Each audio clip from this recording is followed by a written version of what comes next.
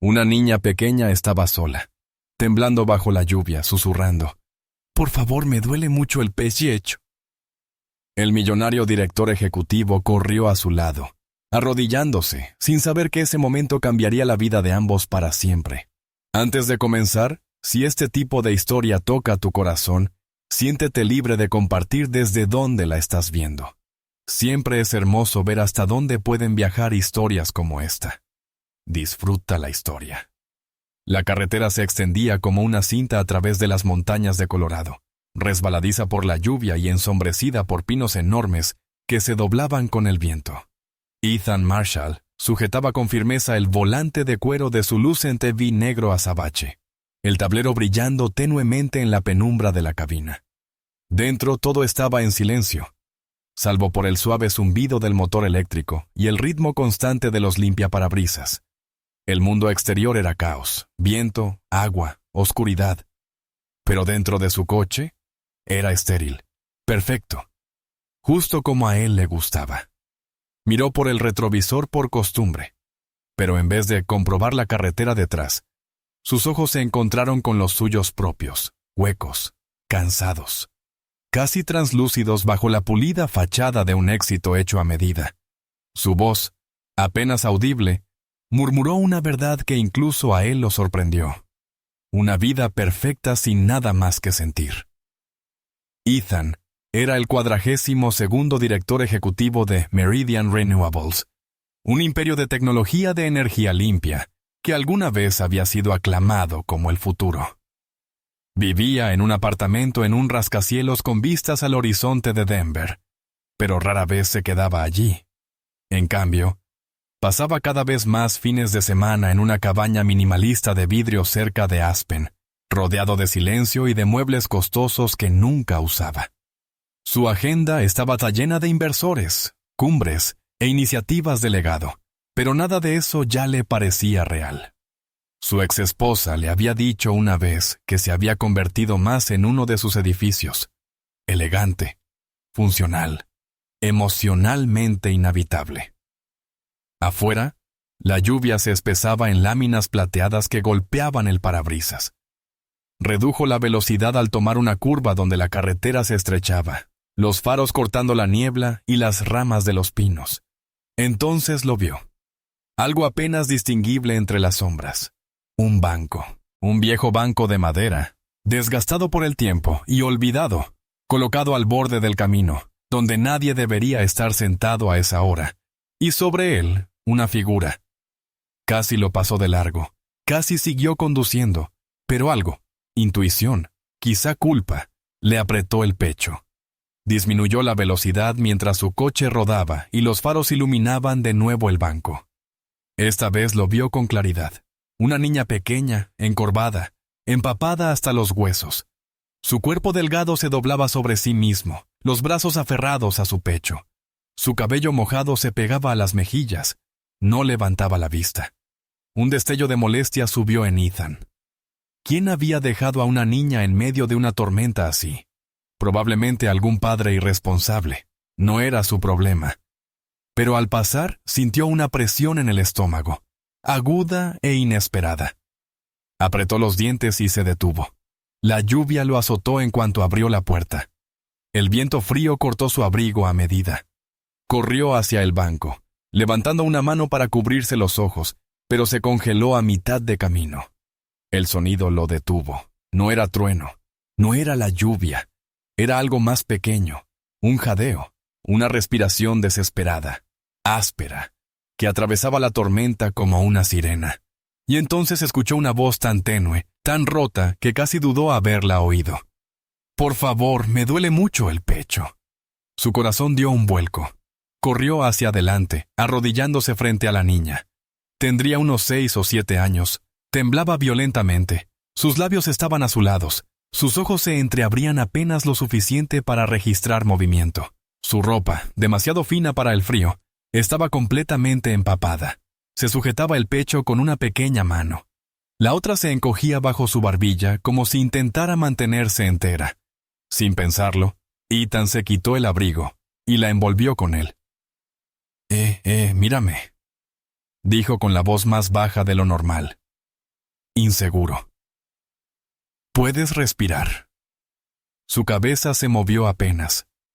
Su cuerpo convulsionó en una tos débil que lo hizo estremecerse. «Esto es malo», murmuró. La levantó en brazos, sorprendido por lo ligera que era. Demasiado fría. Su piel estaba húmeda, su respiración corta y pesada. La llevó de regreso al coche. Su cabeza descansaba contra su pecho como una muñeca de trapo. Sus dedos se movían apenas. «Quédate conmigo, cariño», dijo, con la voz quebrándose de una manera que lo sobresaltó. El control climático del coche lanzó calor en cuanto entraron. La acostó en el asiento del copiloto, le abrochó el cinturón y se giró hacia el GPS. La clínica más cercana, Aspen Valley Emergency, estaba a 12 minutos. Condujo como si lo persiguieran. Cada segundo se estiraba. Su pie presionaba con fuerza el acelerador mientras miraba una y otra vez de reojo a la niña. Sus ojos ahora estaban cerrados. El abrigo la envolvía por completo. Una de sus manos había resbalado y descansaba sobre la consola central, diminuta, pálida y aún temblando. Su pecho ardía con algo que no sabía nombrar. Por suerte, no había tráfico. Cuando giró hacia el estrecho camino de grava que conducía a la clínica, las llantas levantaron lodo y el parabrisas se empañó con su respiración y la tormenta. Detuvo el coche de golpe frente a la entrada de emergencias. Saltó afuera y abrió de un tirón la puerta del pasajero. Ella no se movió, ni siquiera se estremeció. Sosteniéndola contra su pecho, corrió adentro, atravesando las puertas corredizas. ¡Ayuda!, gritó, su voz resonando en la luz blanca y estéril. «No está respirando bien». Una enfermera se acercó corriendo, seguida de una mujer con uniforme verde, cuya presencia era serena y firme incluso en movimiento. Tenía ojos amables, el cabello recogido y una comprensión inmediata de la situación. «Soy la doctora Myers. Tráigala por aquí». Ethan depositó a la niña sobre la mesa en la pequeña sala de urgencias, su abrigo ya empapado. La doctora Myers ya estaba escuchando su pecho, pidiendo oxígeno, dictando signos vitales en voz alta a una enfermera que escribía a su lado. «¿Qué pasó?», preguntó sin levantar la vista. «Yo la encontré a un lado de la carretera», respondió Ethan, con la voz seca e insegura. Dijo que le dolía el pecho. Estaba allí sola, sentada. La doctora asintió con firmeza.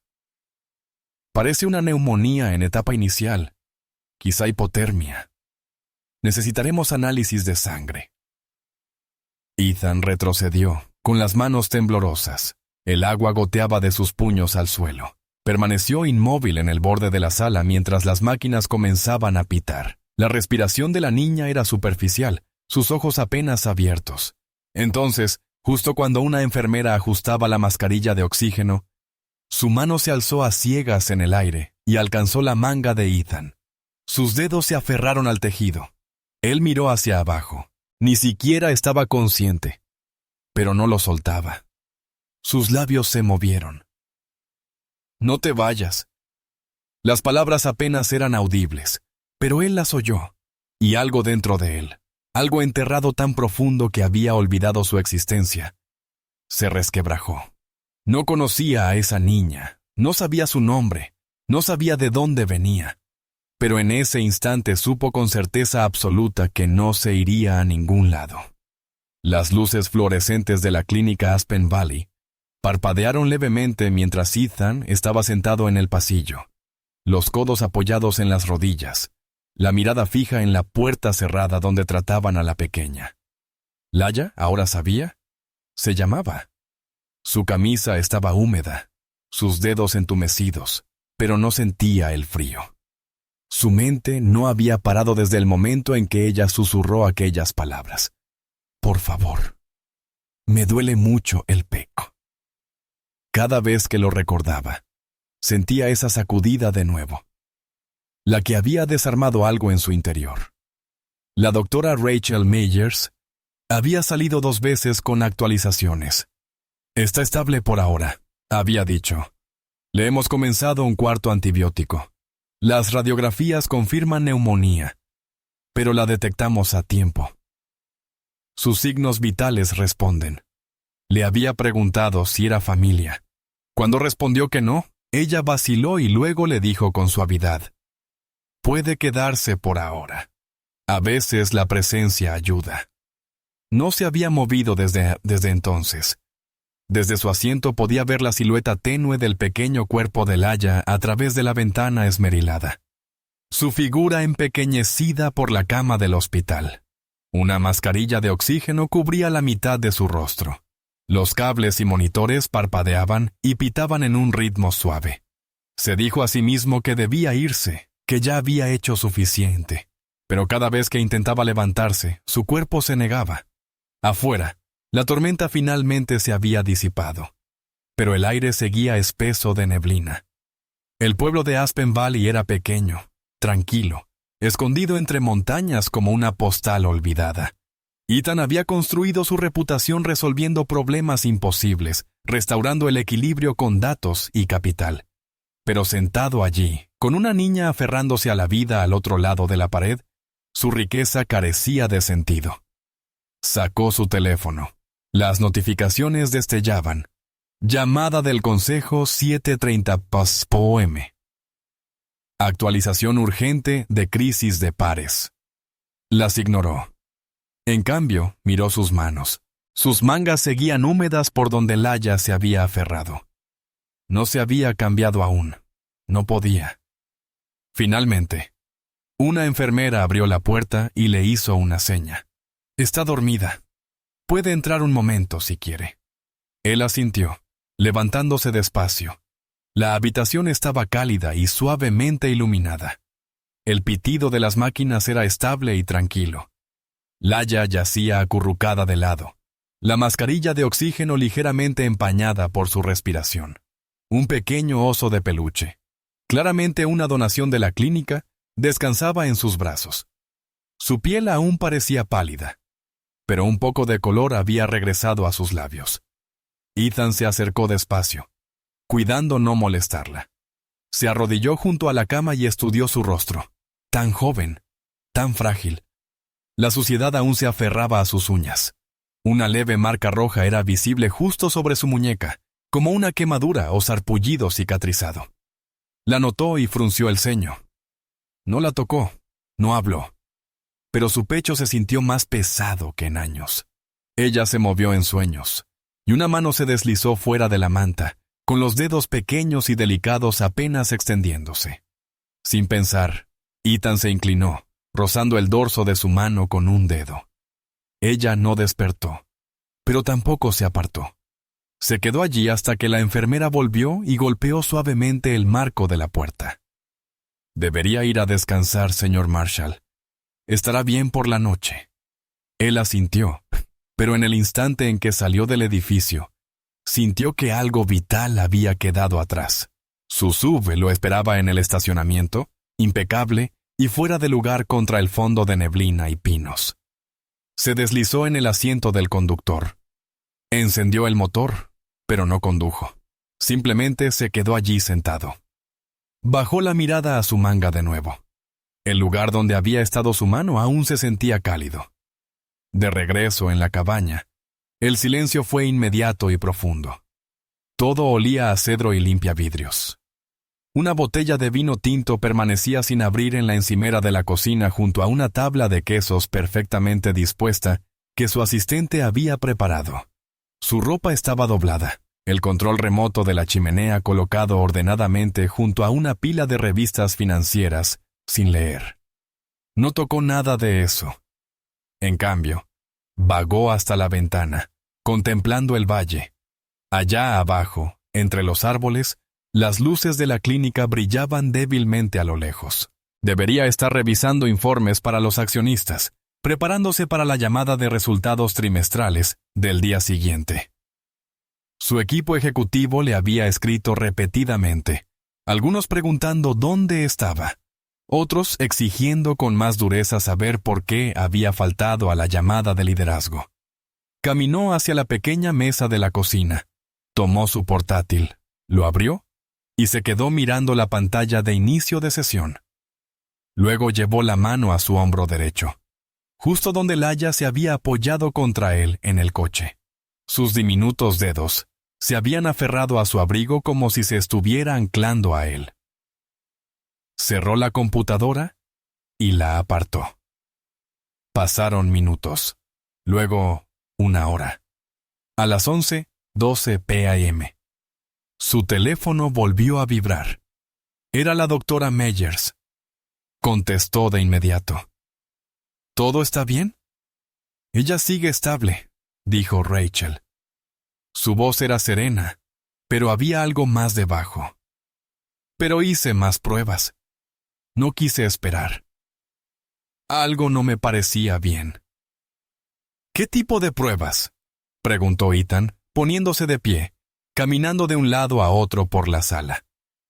Paneles sanguíneos, indicadores metabólicos, y revisé exposición a toxinas ambientales. Hubo una pausa. Ethan se detuvo. ¿Toxinas?, repitió. No quiero sacar conclusiones todavía, dijo ella. Pero su conteo de glóbulos blancos está anormalmente elevado, y hay señales de exposición química consistente con un envenenamiento crónico de bajo nivel. Solo vi algo parecido una vez hace años con un niño que vivía cerca de una vieja planta industrial. El silencio se prolongó entre ellos. Lo siento, agregó, pero pensé que querría saberlo. Ethan se recostó contra la ventana, mirando la oscuridad. Pensó en la marca de la muñeca de Laia. Pensó en el banco al borde de la carretera, en el frío, en su voz sin aliento. Apretó la mandíbula. ¿Han contactado a algún familiar? No había identificación, dijo Rachel. Ningún contacto de emergencia. Seguimos buscando. Pero honestamente, creo que esta niña ha estado sola más tiempo de lo que deja ver. Ethan cerró los ojos.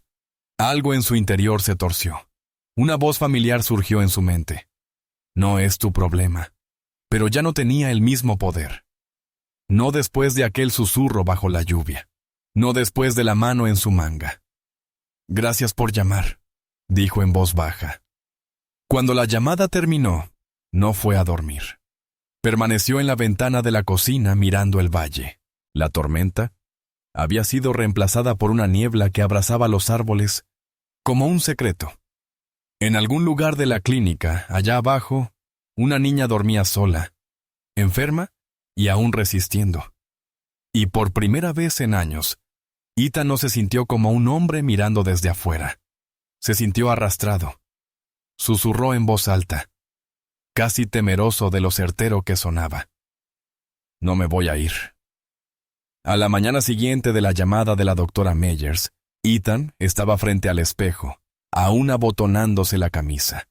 Pero su reflejo ya no parecía pulido ni en control. Sus ojos eran más agudos, su mandíbula firme. Algo había cambiado. No se había afeitado, no había abierto su correo, no había devuelto ninguna de las 12 llamadas perdidas de su equipo ejecutivo. El silencio en la cabaña ya no era reconfortante. Era presión, la clase que se acumula antes de un ajuste de cuentas. El recuerdo de la mano de Laia aferrada a su manga no se había desvanecido. Y ahora, con la posibilidad de exposición tóxica, la imagen lo perseguía. Su pequeño cuerpo encogido junto al camino, como basura olvidada. Alguien había permitido que eso ocurriera. No podía dejar que se desvaneciera en la niebla burocrática de la responsabilidad ajena. Tomó sus llaves. En la clínica, Laia seguía dormida, su pecho subiendo y bajando con calma bajo una manta fresca.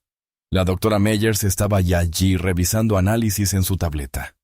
Aún no tenemos un tutor registrado, dijo, sin apartar los ojos de la pantalla. Pero encontré esto en su mochila. Le entregó a Ethan una pequeña bolsa Ziploc. Dentro había un sobre doblado, manchado y desgarrado en los bordes. En el frente, escrito en torpes letras mayúsculas. Para Laia. Si pasa algo. Ethan lo abrió con cuidado. Dentro había medio folio rasgado con una dirección garabateada en tinta azul. Ningún nombre, solo una calle, un número de lote y un pueblo a 15 minutos de distancia. Lo verifiqué en el sistema del hospital, dijo Rachel en voz baja. Es un parque de casas rodantes en las afueras de Maple Ridge. No está lejos, pero tampoco es un lugar precisamente seguro. Ethan no dudó. Iré. El trayecto fue silencioso, pero no pacífico. Los pinos se alzaban como muros a ambos lados de la carretera. La lluvia había cesado, pero el cielo seguía pesado, y una película de niebla gris se aferraba al asfalto como el remordimiento. Su sistema de navegación lo condujo a un camino de tierra flanqueado por bloques de cemento agrietados y cercas rotas. El parque de casas rodantes se alzaba detrás de un letrero oxidado que alguna vez decía Whispering Pines, ahora desvanecido. El lugar parecía olvidado. Un columpio torcido yacía medio hundido en el barro. Varias casas rodantes se inclinaban en ángulos extraños, sus paredes de aluminio abolladas y manchadas de mugre. Se estacionó junto al lote 14, la dirección indicada. La casa rodante era pequeña y encorvada. Su pintura blanca desgastada hasta un gris opaco. Una ventana estaba rota y cubierta con plástico. La puerta quedaba entreabierta. Ethan salió del coche y lo golpeó de inmediato el olor. Una mezcla penetrante de moho, madera húmeda y algo más agrio. Se acercó con cautela, golpeando 2 veces el marco. Sin respuesta. «Hola», llamó. «¿Hay alguien?» Nada. Solo el silbido del viento entre los árboles y el crujido metálico. Empujó la puerta lentamente. Adentro, el aire era espeso, rancio. El suelo gemía bajo sus pasos. Un pequeño calefactor en la esquina parpadeaba en rojo, pero no funcionaba. Un colchón manchado yacía en el piso, medio cubierto por una sábana raída. Latas vacías se alineaban en el mostrador. Excrementos de ratón se esparcían cerca de los zócalos. Y en la esquina, desplomada contra la pared, había una muñeca. Le faltaba un ojo, su cabello de estambre enredado. Su vestido estaba sucio, aunque alguna vez fue rosado. Un nombre infantil estaba garabateado tenuemente en el pie con marcador. Ethan la miró conteniendo la respiración. Avanzó más adentro, esquivando una lámpara rota en el suelo. Sobre una mesa polvorienta descansaba una fotografía en un marco agrietado. Una joven de cabello castaño rojizo sostenía sonriente a una niña en brazos. La pequeña no debía tener más de 4 años. Lucían felices, llenas de color y vida. La sonrisa de la mujer era radiante, pero en sus ojos había algo tenso, vigilante, como alguien que conocía demasiado bien las tormentas. No había señales de la madre ahora, ninguna maleta, ninguna nota, ningún indicio de cuándo o por qué se había marchado. Ethan se giró para irse, pero se detuvo al ver un cuaderno mozo encajado bajo el calefactor. Lo sacó. Su cubierta estaba deformada por el agua, pero dentro, en una caligrafía frenética y apretada, había páginas y páginas de notas, fechas, dolores de cabeza, sangrados de nariz, muestras de agua recogidas del grifo. Una frase se repetía varias veces. «Es el agua». Pasó hasta el final y encontró un mapa dibujado a mano, solo líneas y marcas. Pero una sección estaba rodeada varias veces con tinta roja cerca del borde del parque, donde un arroyo corría detrás de los árboles. Abajo se leía: «Vertido de Westbrook sospechado». No beber. No dejar que Hila se acerque. Quedó paralizado. Detrás de él una voz lo sobresaltó. «¿Busca a esa mujer?» Ethan se dio la vuelta. Un hombre mayor estaba a unos metros. Su chaqueta vaquera desgarrada, un cigarrillo colgando de sus labios. Tenía un rostro cansado, más quemado por el sol que cubierto de piel. Detrás de él, una camioneta roncaba encendida. «Ella ya no vive aquí», murmuró el hombre. «Desapareció una noche. Sin despedida, sin policía. Simplemente se fue. ¿Cómo se llamaba?, preguntó Ethan. El hombre se encogió de hombros. Sara. Tranquila, inteligente, pero demasiado curiosa para este lugar. No paraba de hacer preguntas sobre el agua, el molino, los vertidos. Y de repente, la gente dejó de hablarle. Luego, ¡puf!, desaparecida. Ethan sintió que algo encajaba. Una pieza de rompecabezas, no lo suficiente para la imagen completa, pero sí para saber que no era coincidencia. El hombre ya se alejaba. Ethan permaneció un largo rato antes de volver al coche. La fotografía, el cuaderno y la muñeca estaban en el asiento del pasajero a su lado mientras se alejaba. De regreso en la clínica, Leia estaba despierta, apenas, pero alerta. Miró a Ethan al entrar, su voz no más que un murmullo. «Volviste», susurró. Él se arrodilló junto a la cama, sacó la muñeca de su abrigo y la colocó junto a su mano. Sus ojos se abrieron y la abrazó contra su pecho, con una fuerza que él no creía que le quedara. «Encontré dónde vivías», dijo en voz baja. «Y voy a encontrar a tu madre. Te lo prometo». Ella asintió, una sola lágrima deslizándose por su mejilla. Pero Ethan no solo le estaba prometiendo a ella, se lo prometía a sí mismo. Lo que hubiera pasado, quienquiera que hubiera permitido que esa niña se pudriera en el frío, sola, respirando veneno, no se ocultaría más tras el silencio. La luz de la tarde se filtraba por las ventanas de la clínica Aspen Valley, como cuchillas de ámbar cayendo sobre el azulejo blanco y estéril, con una calidez irónica. Ethan estaba en el pasillo, apoyado contra la pared afuera de la habitación de Laia, mirando un sobre marrón en sus manos. Dentro estaban los resultados de los análisis privados de sangre que había ordenado apresuradamente a su médico personal la noche anterior. Pruebas que la doctora Meyers no había podido procesar con suficiente rapidez a través del sistema hospitalario. Los resultados eran peores de lo esperado. Plomo, benceno, arsénico, exposición crónica. Algunos niveles eran casi el doble de los límites federales de seguridad para niños. El informe no sugería un accidente a corto plazo. Indicaba un envenenamiento repetido y prolongado. El tipo de daño que ocurre lentamente, en silencio, durante meses, quizá años. No se dio cuenta de lo fuerte que apretaba la carpeta hasta que sus nudillos se pusieron blancos. Ethan. La doctora Myers se le había acercado sin que él lo notara. Sostenía una tableta en una mano, su rostro sereno, pero claramente exhausto. «Recibí tu mensaje», dijo. «Vi el informe. Confirma mis sospechas. Estas toxinas no provienen de moho ni de comida en mal estado. Son industriales, transmitidas por el agua». Ethan asintió, las palabras atascándose en su garganta. El cuaderno que encontré en su casa rodante. Su madre estaba registrando síntomas, quejas, incluso dibujó un mapa rudimentario señalando un punto de descarga detrás de su propiedad. Rachel suspiró. Esa planta ha estado esquivando inspecciones de la EPA durante años.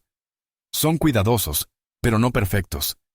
Esto podría destaparlo todo. Él volvió a asentir, pero su mente no estaba en demandas ni en política. Estaba en Laia. «Le traje algo», dijo, con la voz suavizada. Entró en la habitación, cargando una manta polar doblada cuidadosamente y una pequeña bolsa de regalo. Laia estaba recostada un poco en la cama, aún pálida, pero despierta.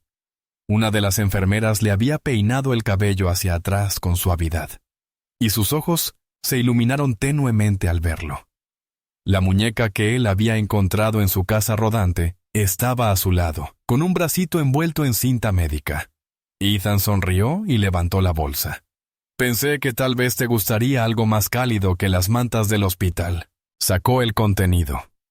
Un pijama de franela nuevo, azul marino con pequeñas estrellas amarillas, y una manta verde menta, suave como las nubes. Los colocó con cuidado sobre la cama. No tienes que cambiarte ahora mismo. Solo pensé que te gustaría tener algo que fuera tuyo. Las manos de Laia temblaban mientras tocaba el pijama. No habló. Después de un momento, Ethan notó cómo sus hombros se tensaban. Sus dedos se aferraban al borde de la manta como si se preparara para algo. Giró un poco la cabeza, como esperando que le gritaran o algo peor. Está bien, dijo él en voz baja, arrodillándose a su lado. Nadie te va a hacer daño aquí. Ella no respondió, pero asintió lentamente. ¿Te parece bien si te ayudo?, preguntó, señalando el pijama. Sus ojos lo miraron con incertidumbre. Luego, sorprendentemente, asintió. Él se dio la vuelta para darle privacidad, ayudando solo cuando ella tuvo problemas con los botones. Sus costillas se marcaban demasiado bajo la bata del hospital, demasiado visibles. Su piel mostraba pequeños moretones, algunos recientes, otros viejos. No preguntó. Aún no. Una vez vestida, la envolvió con la nueva manta, acomodándola con cuidado detrás de sus hombros. Laia no lo miró, pero tampoco se apartó. Se inclinó hacia el calor como alguien que no había estado abrigada en mucho, mucho tiempo. Cuando Ethan se volvió a citar, el silencio entre ellos ya no era incómodo. Era suave, familiar. Ella se movió en la cama, sosteniendo su muñeca con una mano y la manta con la otra. En ese momento, el teléfono de Ethan vibró en el bolsillo de su abrigo. Se levantó y salió de la habitación para contestar. Board urgent on screen. Marshall, respondió. Una voz cortante al otro lado dijo. Era Leonard Green, el presidente de su junta. Has faltado a 3 llamadas con inversores. Tu equipo de medios está desesperado porque los abogados de Westbrook preguntan si estás preparando una declaración sobre el tema de la contaminación. ¿Lo estás? Ian no dijo nada. Mira, no sé en qué crisis personal estés metido, pero déjame dejar esto claro, continuó Leonard. Si piensas alinearte con ese desastre tóxico de historia, no solo estás arruinando tu reputación, estás arrastrando a Meridian contigo. Tienes hasta el final de la jornada para regresar a Denver. Si no apareces en la reunión de emergencia de accionistas, la junta asumirá que tu renuncia es voluntaria. Clic. La llamada terminó, antes de que Ethan pudiera responder. Se quedó mirando el teléfono un largo rato. Luego caminó lentamente hacia su sub. En el asiento trasero aún estaba su portafolio, donde lo había dejado. Un elegante maletín de cuero negro que antes llevaba con orgullo. Contratos, memorandos, planes estratégicos de fusiones multimillonarias. Lo desabrochó lentamente y lo abrió. Dentro, había documentos para una próxima cumbre, kits de prensa, un discurso ya escrito que debía pronunciar en Zúrich la semana siguiente sobre el futuro del liderazgo sostenible. Contempló la pila de papeles, luego cerró el maletín. No lo llevó consigo cuando regresó adentro. En cambio, volvió a la habitación de Laia. Se sentó a su lado y no dijo nada. Ella se había vuelto a dormir, envuelta en la manta que él le había llevado. Su cuerpo se había encogido hacia adentro, su mano descansando justo bajo su mejilla. Se veía segura, y eso bastó para que él tomara su decisión. Cuando el sol descendía tras los árboles, y las montañas afuera brillaban en oro y lavanda, Laia se movió levemente, sus labios separándose para susurrar en sueños, casi demasiado bajo para oír. Nadie se había quedado antes. Ethan tragó con fuerza, sintiendo una presión en el pecho que no había experimentado en años.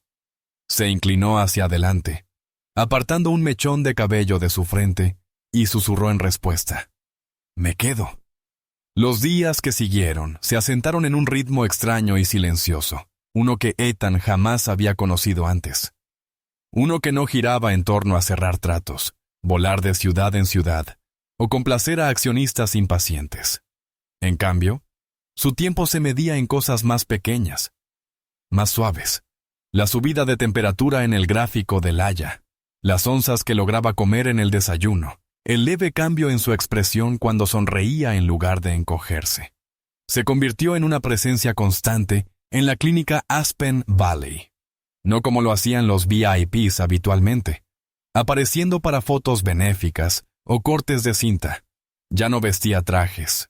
Llegaba con camisetas sencillas de cuello redondo y zapatillas limpias, a veces incluso con una ligera barba, sentado con las piernas cruzadas en el suelo de la habitación de Laia, con crayones esparcidos a su alrededor y montones de libros infantiles apilados junto a la silla. Su cuarto se transformaba con cada día que pasaba. Las paredes, antes estériles, pronto se cubrieron con los dibujos de Laia. Remolinos de color, retratos tímidos, figuras de palitos en escenas de lo que amaba, extrañaba o imaginaba.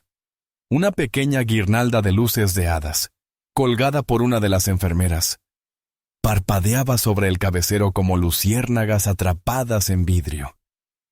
Ethan llevaba rompecabezas, juegos de palabras, libros para colorear y, lo más importante, regalos.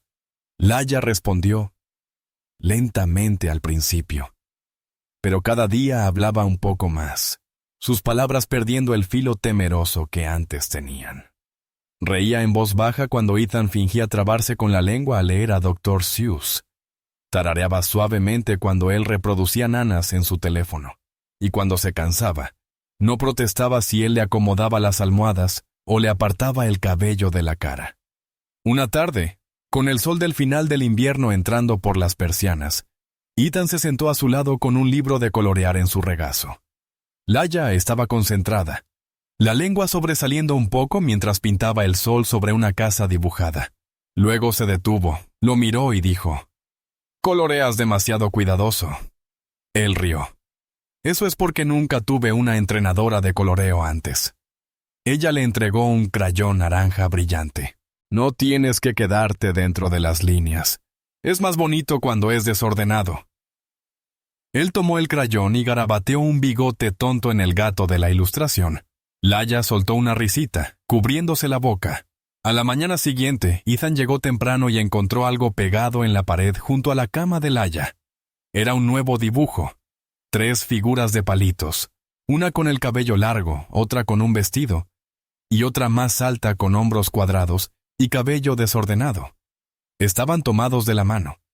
En el centro del pecho de la figura alta, dibujado en crayón rojo, había un corazón audaz, brillante, desigual, tan marcado que el papel se había roto un poco. Cuando Laia lo vio mirándolo, no dijo nada. Solo se encogió de hombros y retomó su libro como si no tuviera importancia. Pero Ethan sintió algo dentro de él tensarse y luego aflojarse, como un nudo que nunca había sabido que estaba allí finalmente deshecho. Más tarde ese mismo día, la doctora Myers lo apartó. «Está mejorando más rápido de lo que esperaba», dijo con una sonrisa, hojeando su tableta. «Está más fuerte. Su apetito aumenta y no ha tenido fiebre en 2 días». Ethan asintió, sintiendo un alivio que lo inundaba. «Esos son buenas noticias. Es más que buenas», continuó ella, «pero creo que no es solo la medicación». Él ladeó la cabeza. «¿Qué quieres decir?» «Está sanando porque se siente segura», dijo Rachel con suavidad. «Niños como Laia no solo se enferman por la exposición o el frío, se enferman por el miedo, por el abandono, por ser olvidados». Ethan tragó, con los ojos desviándose hacia la habitación. «Ya no está olvidada. Esa tarde, después de que Laia se durmiera con la manta aún subida hasta la barbilla, Ethan se sentó afuera de su cuarto, en el salón tranquilo. Una enfermera le entregó un café sin preguntar, y él asintió en agradecimiento. Su teléfono vibró a su lado, y por primera vez en un tiempo lo tomó. Todavía había docenas de llamadas perdidas, algunas amenazas veladas de su junta directiva, titulares que especulaban sobre su desaparición pública y la caída en picada de la que alguna vez fuera la estrella ascendente de Meridian. Ignoró todo. En su lugar, abrió la galería de fotos y buscó una que había tomado horas antes. Era una foto espontánea. Laia sentada en la cama, mirando por la ventana con la luz del sol en el rostro, sus manos sosteniendo un dibujo a medio terminar. El corazón rojo era visible. La guardó en favoritos. A medida que la noche caía más profundamente sobre Aspen, el hospital se volvía silencioso, salvo por el pitido ocasional de las máquinas y la suave música ambiental. Laya se movió en sueños, dándose la vuelta. Ethan volvió a entrar en la habitación y se sentó otra vez a su lado. Su mano se extendió incluso dormida y encontró la de él. «Dulces sueños, pequeña», susurró Ethan. Ella no respondió, pero sus dedos se cerraron alrededor de los suyos como recordándole: «No tienes permitido irte». Y Ethan, un hombre que alguna vez medía su vida en reportes trimestrales y escalas de poder, comprendió algo profundo. No quería irse. De esa habitación, de esa niña, de ese latido tranquilo de pertenencia. Por primera vez en años, no estaba persiguiendo un legado. Estaba construyendo una familia. Todo comenzó con un mensaje simple, imposible de rastrear, brutalmente claro.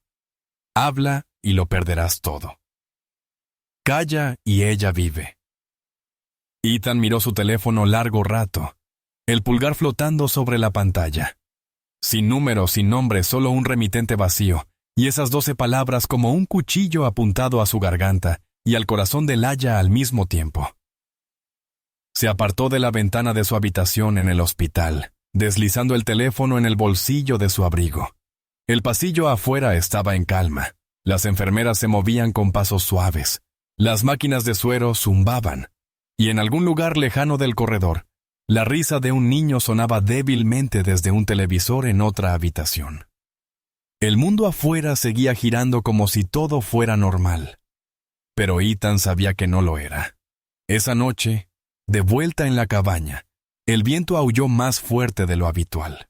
Los pinos crujían y gemían contra el cielo negro. Ethan se sentó junto a la chimenea, los codos sobre las rodillas, mirando el resplandor naranja como si pudiera darle respuestas. Su computadora portátil permanecía cerrada sobre la mesa de la cocina junto a un maletín que no había tocado en días. Su mente repasaba todo. Los resultados del laboratorio, el mapa que la madre de Laya había dibujado, la tranquila resignación en la voz de la doctora Meyers cuando dijo: «Esto es más grande que ella». Entonces lo oyó. Neumáticos sobre la grava, lentos, deliberados. Se levantó y cruzó hacia la ventana justo a tiempo para ver un SUV negro mate detenerse en silencio al borde de su entrada. El motor no se apagó. Nadie bajó. Los faros se atenuaron. Pero el coche permaneció allí, al ralentí como un espectro. Permaneció 2 largos minutos. Luego retrocedió. Los faros bañando una vez más las ventanas de la cabaña, antes de desaparecer entre los árboles. Ethan no durmió esa noche. Se sentó en la mesa del comedor bajo la tenue bombilla y desplegó el dibujo más reciente de Laya, el que había hecho esa misma mañana. 3 figuras de palitos. Ella, una mujer etiquetada como mamá, y un hombre con chaqueta azul y cabello desordenado. Esta vez había decenas de pequeñas personas dibujadas detrás, más figuras, todas con los rostros vueltos hacia el trío. Sobre el dibujo, con crayón rojo y letras torcidas en mayúsculas, Laya había escrito 3 palabras. Di la verdad. No se dio cuenta de que estaba llorando hasta que una gota cayó sobre el papel. Al amanecer, su decisión ya estaba tomada. Elise Mercer, la abogada, lo recibió en los escalones del Capitolio Estatal en Denver. Vestía impecable con un traje gris, su cabello recogido en una trenza apretada. A su lado estaba la doctora Meyers, sosteniendo una carpeta de manila llena de análisis de sangre, informes ambientales e imágenes médicas. Ethan había venido solo. Sin personal, sin publicista, sin seguridad. «Aún puedo cancelarlo», dijo Elise suavemente mientras esperaban detrás de la barrera de prensa. «Nadie te culparía». Pero Ethan negó con la cabeza. Ella sí lo haría. Un reportero probó su micrófono, el golpe bajo resonando bajo los arcos de piedra. Decenas de cámaras apuntaban al podio. El aire era agudo con el viento de febrero y la tensión. A lo lejos, pasos resonaban mientras periodistas, ciudadanos y curiosos se congregaban detrás de las cuerdas de terciopelo. Cuando Ethan subió al podio, su mano temblaba levemente. Metió la mano en el bolsillo de su chaqueta, sus dedos rozando los bordes del dibujo de Laia. Lo miró un momento, luego cerró los ojos, respiró hondo y comenzó. «Mi nombre es Ethan Marshall», dijo, la voz baja pero firme. Hasta hace 3 semanas, era el director ejecutivo de una empresa de energía limpia, valorada en más de millones de dólares. Construí mi carrera creyendo que estaba ayudando a salvar el planeta. Alzó la mirada, pero estaba equivocado, porque aquí mismo, en nuestro propio estado, en una pequeña comunidad que la mayoría nunca han escuchado nombrar, hay una fábrica, Westbrook Industries, envenenando a nuestra gente en silencio, de forma constante y criminal. Alzó la vista. Lo sé porque encontré a una de las víctimas. Desplegó el dibujo de Laia y lo sostuvo en alto, no para la prensa, sino para sí mismo, un peso que lo anclaba. Su nombre es Laia, tiene 7 años. Fue abandonada en un banco al borde de la carretera, bajo la lluvia helada, jadeando por respirar.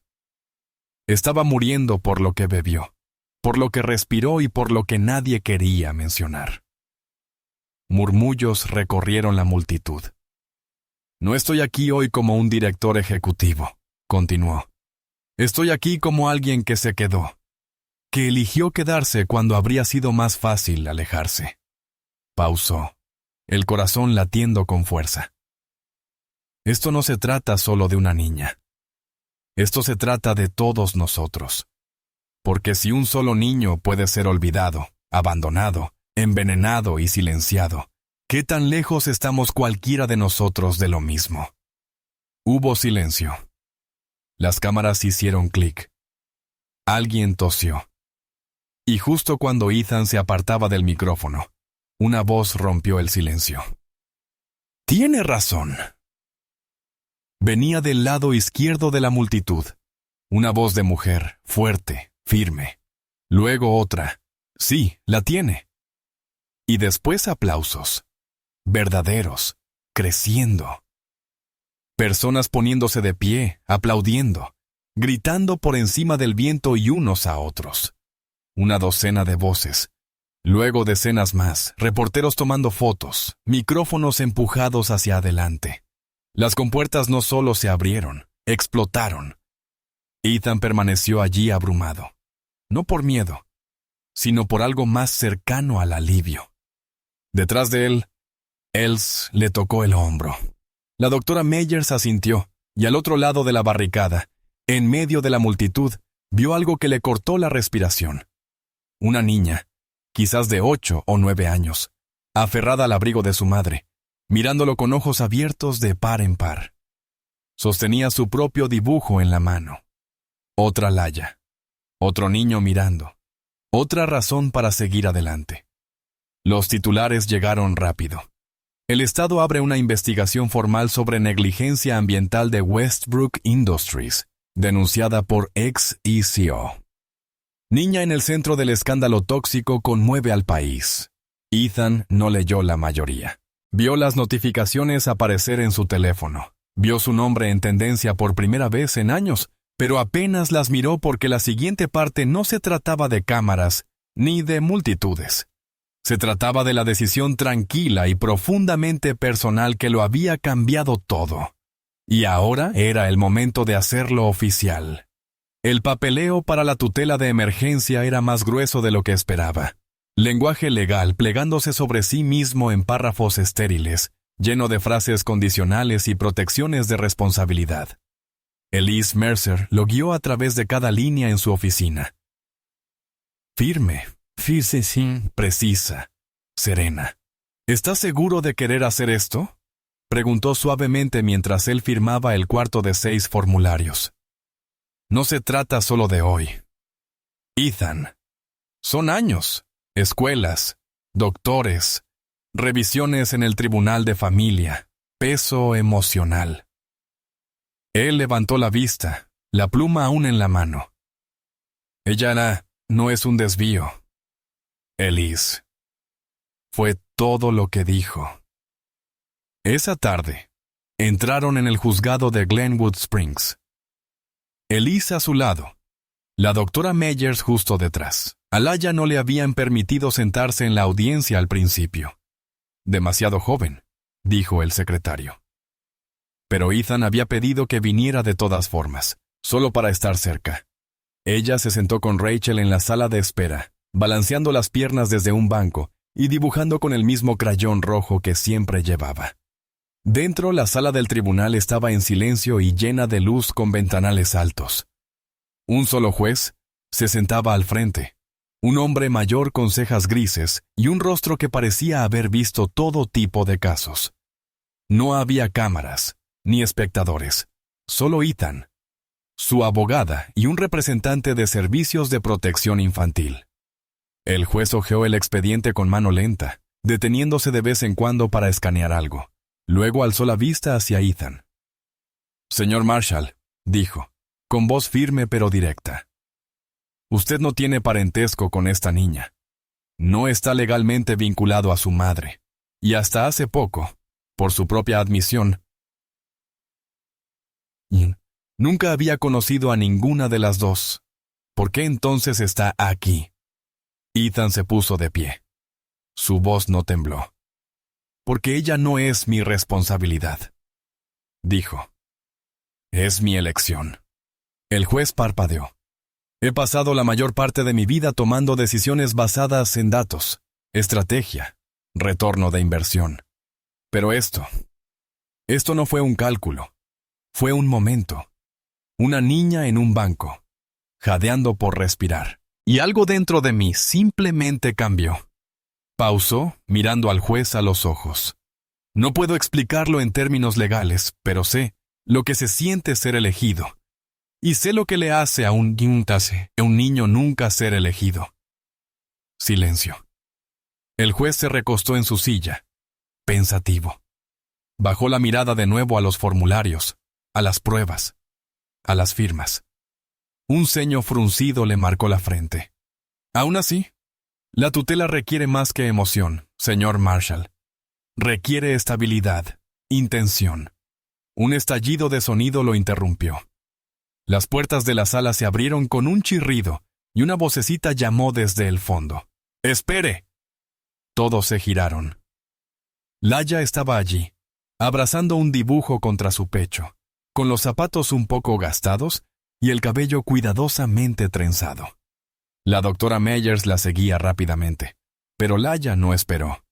Corrió por el pasillo, pasando las bancas vacías directamente hacia Ethan, y sin dudarlo, rodeó su cintura con los brazos y se aferró fuerte.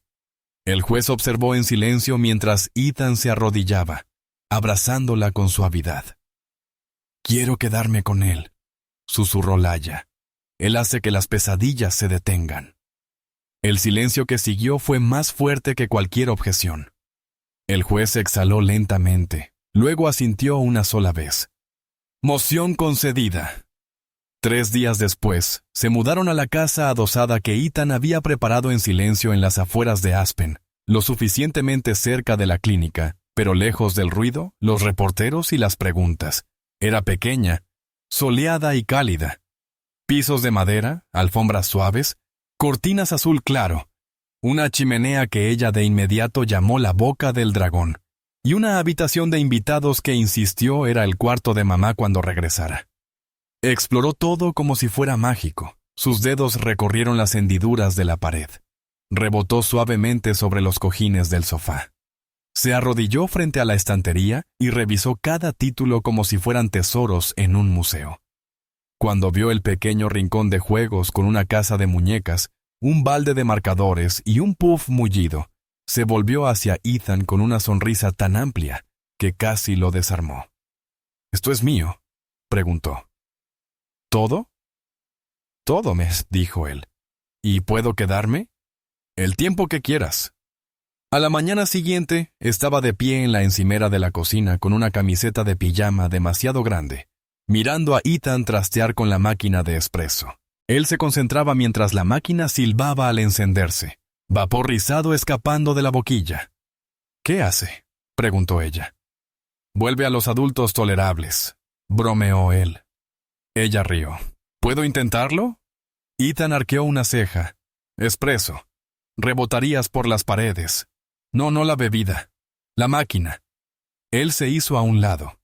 Ella presionó el botón. Vio el chorro ámbar caer en la diminuta taza de cerámica y sonrió. Soy la barista de la mañana, anunció. Su café está listo, señor.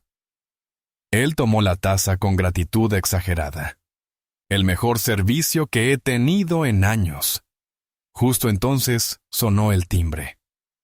La doctora Meyers estaba afuera con una bolsa de papel llena de libros y vitaminas. Entró y miró alrededor, sonriendo ante la luz suave y las risas que resonaban por el pasillo. Ella está diferente, dijo Rachel en voz baja. Ethan asintió. Yo también. Rachel lo miró un largo momento. Luego sacó una carpeta de su bolsa. Los análisis de sangre llegaron. Los números están mejorando. Sea cual sea el daño, ella lo está combatiendo. Ethan exhaló. Una ola tranquila de alivio lo recorrió. Rachel le puso una mano suavemente en el hombro. No la salvaste con dinero, dijo en voz baja. La salvaste quedándote. Ethan tragó, asintiendo, sus ojos desviándose hacia el pasillo donde Laia ahora cantaba desafinada mientras construía una torre de tazas de café. Por primera vez en su vida, sintió el tipo más profundo de éxito, el que ningún número podía medir. La nieve hacía tiempo que se había derretido de las aceras de Aspen, dando paso a parches de hierba de principios de primavera y al aroma terroso de la tierra descongelada. Era el tipo de mañana que hacía que todo se sintiera más ligero, como si los meses largos y duros que habían pasado hubieran sido lavados. Y en el pequeño patio cercado detrás de la casa, Laia giraba en círculos lentos y risueños, con los brazos extendidos como alas. Llevaba su suéter amarillo favorito, uno que Ethan había encontrado en una boutique semanas atrás, y sus mejillas estaban sonrojadas por el frío. No por fiebre, sino por salud, por juego, por la vida volviendo en colores plenos. Su cabello había crecido más largo, rizado en las puntas. Los círculos bajo sus ojos habían desaparecido. La niña que una vez tembló en un banco al borde de la carretera, ahora danzaba sobre el césped como si nunca hubiera conocido el miedo. Ethan la observaba a través de la ventana, un brazo apoyado en el respaldo de la silla y del salón. Detrás de él, el fuego crepitaba suavemente en la chimenea, arrojando sombras doradas sobre el suelo de madera. Una taza de cacao a medio beber reposaba en la mesa a su lado, olvidada y enfriándose. Pero no le importaba. No estaba pensando en fusiones ni en salas de juntas, ni en nada de lo que solía definir su vida. Estaba mirándola a ella. En el porche, justo al otro lado de la puerta de vidrio corrediza, 2 coches de juguete estaban estacionados uno junto al otro. Uno viejo y desgastado. El otro completamente nuevo. El primero era el mismo cochecito de plástico que Laia había llevado consigo desde el parque de casas rodantes, con las ruedas chirriantes y el chasis agrietado. Ella se negaba a tirarlo. El segundo había sido un regalo, rojo y brillante, con puertas que se abrían y una campanita en la parte superior. Y sin embargo, trataba a ambos con el mismo cuidado. Uno al lado del otro parecían pasado y presente, estacionados en paz. Laia irrumpió por la puerta, las mejillas sonrojadas, un papel en sus manos ondeando como una bandera. «¡Ethan!», llamó. «¡Hice algo!». Él se giró justo cuando ella corrió hacia él, sus botas dejando rastros de hierba seca sobre la alfombra. Levantaba el dibujo con orgullo, sin aliento. «Nos dibujé», dijo, colocándolo en su regazo. Ethan lo desplegó con cuidado. 3 figuras aparecían tomadas de la mano. Él, Laia, y una tercera un poco por encima de ellos. rodeada de rayos dorados y azul suave. Su vestido era largo, su sonrisa amplia. La palabra mamá flotaba en el cielo sobre ella, como una estrella que los vigilaba a todos. Ethan sintió algo moverse en su pecho. Esa vieja punzada familiar intentó surgir, pero en lugar de apretarlo, se suavizó, como si algo hubiera sido perdonado, o tal vez finalmente comprendido. Alzó la vista, la voz áspera por la emoción. «Ven aquí». Laia rió, soltó los marcadores que había traído y saltó a sus brazos abiertos. Él la sostuvo con facilidad, abrazándola fuerte, hundiendo el rostro en su cabello. «Te quiero, pequeña», susurró. Ella se echó un poco hacia atrás, aún con los brazos alrededor de su cuello, y sonrió. Esa sonrisa grande, valiente. «Tú me haces sentir en casa», dijo. Fuera, el sol se alzó un poco más sobre los pinos. Adentro, el fuego ardía bajo, constante y cálido. Y por primera vez en años, Ethan Marshall no buscaba nada más. Ya lo había encontrado. Si esta historia de sanación y esperanza te conmovió, por favor compártela con alguien que necesite un recordatorio de que nunca es demasiado tarde para marcar la diferencia. Y nos encantaría saber de ti. ¿Alguna vez tuviste un encuentro inesperado que cambió por completo la dirección de tu vida? Comparte tu historia con nosotros en los comentarios. Gracias por vernos y nos vemos en la próxima.